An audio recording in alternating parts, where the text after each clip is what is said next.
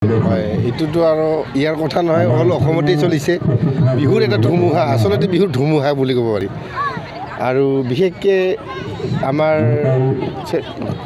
Central চৰকাৰে যি পদক্ষেপ লৈছে, অহা বছৰ 2025-ত 25,000 ঢুলীয়া নাচনীক দিল্লীলৈ নিব, সেই উদ্দেশ্যে আচলতে বিহুৰ এটা ডাঙৰ ধুমুহা চলিছে অসমত। আমাৰ সেইটো এনেকুৱা উদ্দেশ্য নহয়, আমাৰ উদ্দেশ্য আছিলে কি এই অঞ্চলত একেবাৰে পিছ পৰি থকা অঞ্চলত আমি বিহু কৰ্মশালা এখন দিম বুলি বহু দিনৰ পৰাই আশাবাদী। আৰু সেই আশা এইবাৰ আমাৰ সফল হৈছে, সফল হোৱা বুলি আমি ভাবোঁ। আৰু আচলতে কিমান দূৰ সফল কৰিব পাৰিছোঁ আমি কৰ্মশালাখন পাতি সেইটো ৰাইজে ক'ব।